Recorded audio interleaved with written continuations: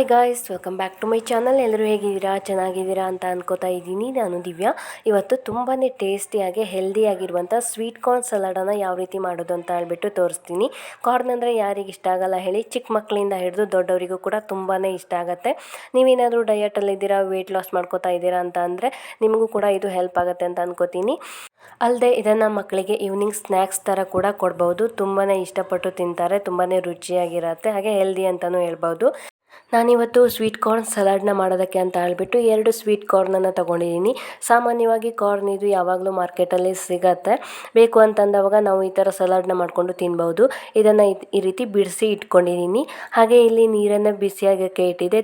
ನೀರು ಚೆನ್ನಾಗಿ ಕಾದಿತ್ತು. ನೀರನ್ನು ಚೆನ್ನಾಗಿ ಕುದಿಸ್ಬಿಟ್ಟು ಕಾರ್ನನ್ನು ಹಾಕ್ಕೊಂಡ್ರೆ ಜಾಸ್ತಿ ಟೈಮ್ ಹಿಡಿಯಲ್ಲ. 3ರಿಂದ 5 ನಿಮಿಷದವರೆಗೂ ನಾವು ಕಾರ್ನನ್ನು ಬೇಯಿಸ್ಕೊಂಡ್ರೆ ಸಾಕಾಗತ್ತೆ. ಅದೇ ನೀವು ತಣ್ಣೀರಿಗೆ ಕಾರ್ನನ್ನು ಹಾಕೋತೀರಾ ಅಂತ ಅಂದರೆ ಬೇಯಿಸ್ಕೊಳ್ಳೋದಕ್ಕೆ ಸ್ವಲ್ಪ ಟೈಮ್ ಹಿಡಿಯುತ್ತೆ. ಅದಕ್ಕೋಸ್ಕರ ನೀರನ್ನು ಚೆನ್ನಾಗಿ ಕಾಯಿಸಿಬಿಟ್ಟು ಅದಾದಮೇಲೆ ಕಾರ್ನ ಸೇರಿಸ್ಕೊಳ್ಳಿ. 3ರಿಂದ 5 ನಿಮಿಷದವರೆಗೂ ಇದನ್ನು ಬೇಯಿಸ್ಕೊಂಡ್ರೆ ಸಾಕಾಗತ್ತೆ. ಕುಕ್ಕರಲ್ಲೇನು ಬೇಯಿಸ್ಕೊಳ್ಳುವಂಥ ಅವಶ್ಯಕತೆ ಇಲ್ಲ. ಇದು ಬೇಗ ಬೆಂದ್ಕೊಂಡು ಬಿಡತ್ತೆ. ಇವಾಗ ನೋಡ್ತಾ ಇರ್ಬೋದು, ಇದು ಸ್ವಲ್ಪ ದಪ್ಪವಾಗಿದೆ. ಒಂದು 3 ನಿಮಿಷ ಅಷ್ಟೇ ಬೇಯಿಸ್ಕೊಂಡಿದ್ದೀನಿ ನಾನು. ಬೆಂದ್ಕೊಂಡಿದೆ ಇದು. ಬೇಕಾದರೆ ನೀವು ಕೈಯಲ್ಲಿ ಇದನ್ನು ಹಿಚಕಿ ನೋಡ್ಬೋದು. ಸಾಫ್ಟ್ ಆದರೆ ಸಾಕಾಗತ್ತೆ. ಇವಾಗ ಇದು ಬೆಂದ್ಕೊಂಡಿದೆ. ನಾನು ಇದನ್ನು ನೀರಿನಿಂದ ತೆಕ್ಕೊಂಡು ಬಿಡ್ತೀನಿ. ಬೇಯಿಸ್ಕೊಂಡಿರುವಂಥ ಕಾರ್ನನ್ನು ನೀರಿಂದ ಸಪ್ರೇಟ್ ಮಾಡಿ ಎತ್ತಿ ಇಟ್ಕೊಳ್ಳಿ. ಇದು ತಣ್ಣಗಾಗೋಕ್ಕೆ ಬಿಡಬೇಕು.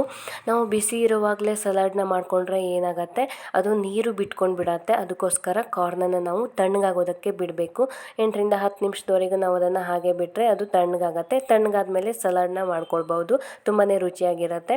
ಬಿಸಿ ಇರುವಾಗಲೇ ಸಲಾಡ್ನ ಮಾಡ್ಕೊಳ್ಳೋಕ್ಕೆ ಹೋಗಬೇಡಿ. ಬಿಸಿ ಇರುವಾಗಲೇ ಸಲಾಡ್ನ ಮಾಡಿಕೊಂಡ್ರೆ ನೀರು ಹೊಡ್ಕೊಳ್ಳುತ್ತೆ, ಚೆನ್ನಾಗಿರಲ್ಲ.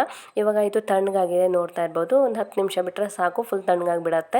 ಇವಾಗ ಇದಕ್ಕೆ ತುರಿದಿಟ್ಕೊಂಡಿರುವಂಥ ಕ್ಯಾರೆಟ್ನ ಹಾಕ್ತಾಯಿದ್ದೀನಿ. ಹಾಗೆ ಚಿಕ್ಕದಾಗಿ ಕಟ್ ಮಾಡ್ಕೊಂಡಿರುವಂಥ ಟೊಮೆಟೊನ ಸೇರಿಸ್ಕೊತಾ ಇದ್ದೀನಿ. 1 ಟೊಮೆಟೊನ ತೊಗೊಂಡಿದ್ದೀನಿ. ತರಕಾರಿನ ಎಷ್ಟು ಚಿಕ್ಕದಾಗಿ ಕಟ್ ಮಾಡೋಕ್ಕಾಗುತ್ತೋ ಅಷ್ಟು ಚಿಕ್ಕದಾಗಿ ಕಟ್ ಮಾಡಿ ಸೇರಿಸ್ಕೊಳ್ಳಿ. ತಿನ್ನೋದಕ್ಕೆ ತುಂಬಾ ಚೆನ್ನಾಗಿರುತ್ತೆ. ಹಾಗೆ ಮಕ್ಕಳಿಗೆ ಕೊಟ್ಟರು ಕೂಡ ತುಂಬಾ ಇಷ್ಟಪಟ್ಟು ತಿಂತಾರೆ. ದೊಡ್ಡದಾಗಿ ಕಟ್ ಮಾಡಿಕೊಂಡ್ರೆ ತಿನ್ನೋದಕ್ಕೆ ಅಷ್ಟು ಚೆನ್ನಾಗಿರಲ್ಲ. ಹಾಗೆ ಇಲ್ಲಿ ನಾನು 1 ಈರುಳ್ಳಿನ ಚಿಕ್ಕದಾಗಿ ಕಟ್ ಮಾಡಿ ಹಾಕ್ಕೊಂಡಿದ್ದೀನಿ.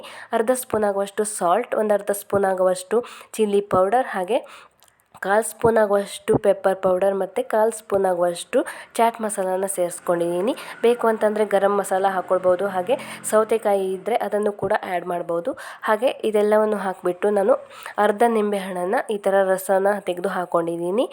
ನಿಂಬೆಹಣ್ಣಿನ ರಸ ಹಾಕೋದ್ರಿಂದ ಸಲಾಡ್ ತುಂಬಾ ರುಚಿಯಾಗಿರುತ್ತೆ. ಹುಳಿಯಾಗಿ ತಿನ್ನೋದಕ್ಕೆ ಏನೋ ಒಂಥರ ಮಜಾ ಅಂತ ಅನಿಸುತ್ತೆ. ಹಾಗೆ ಸ್ವಲ್ಪ ಚಿಕ್ಕದಾಗಿ ಕಟ್ ಮಾಡ್ಕೊಂಡಿರುವಂಥ ಕೊತ್ತಂಬರಿ ಸೊಪ್ಪನ್ನು ಹಾಕಿಬಿಟ್ಟು ಮಿಕ್ಸ್ ಮಾಡಿಕೊಂಡ್ರೆ ಕಾರ್ನ್ ಸಲಾಡ್ ರೆಡಿ ಆಗುತ್ತೆ. ಇದನ್ನು ನೀವು ಮಕ್ಕಳಿಗೆ ಈವ್ನಿಂಗ್ ಸ್ನ್ಯಾಕ್ಸ್ ಆಗಿ ಕೊಡ್ಬೋದು. ಹಾಗೆ ಡಯಟ್ ಮಾಡ್ತಾ ಇದ್ದೀರಾ ಅಂತ ಅಂದರೆ ಇದೊಂದು ಒಳ್ಳೆ ಸಲಾಡ್ ಅಂತಲೇ ಹೇಳ್ಬೋದು. ತುಂಬಾ ರುಚಿಯಾಗಿರುತ್ತೆ. ನೀವು ಕೂಡ ಮನೇಲಿ ಟ್ರೈ ಮಾಡಿ.